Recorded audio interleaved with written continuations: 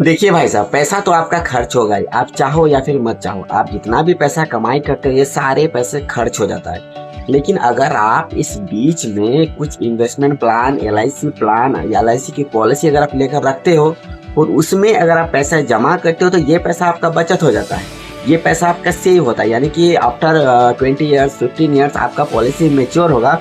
उस वक्त आपको पॉलिसी में इंटरेस्ट के साथ आपको सारे पैसे रिटर्न मिल जाता है। लेकिन अगर आप अभी इस वक्त इस तरह की पॉलिसी नहीं बनवाते हो या फिर कहीं पर अगर आप पैसा को इन्वेस्ट नहीं करते हो, जमा नहीं करते हो, तो आपका पैसा कुछ बचेगा नहीं। जो भी पैसा आपका बनेगा, जो भी आपका कमाई होगा, सारे के सारे खर्च हो जाएगा। कैसे खर्च होगा, कहाँ खर्च हो रहा है, इसे आप हिसाब भी निकाल नहीं पाओगे।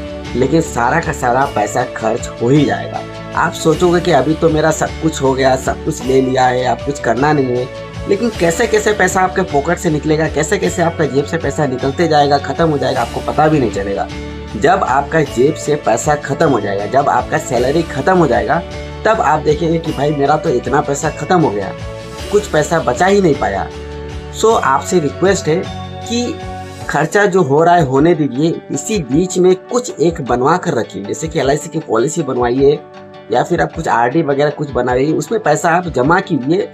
तब जाकर आप देखेंगे कि आपका पैसा जमा हो रहा है, आपका पैसा बचत भी हो रहा है और जो भी आपका खर्चे है वो भी चल रहा है, वो भी चल रहा है। आपका जो भी खर्चे है वो भी चल रहा है और जो आपका सेविंग हो रहा था या फिर नहीं हो रहा था वो भी आपका सेविंग होना शुरू हो जाएगा। सो जितना जल्दी हो सके स्टार्ट करें, वरना आपका नुकसान ही है। क्योंकि जितना भी पैसा कमाया होगा सब खर्च होगा, कुछ भी सेविंग नहीं होगा। बाद में देखेंगे कि आपके पास ऑल ओवर कुछ भी नहीं बचा है। जितना भी कमाया होगा सब खत्म ही हो जाएगा।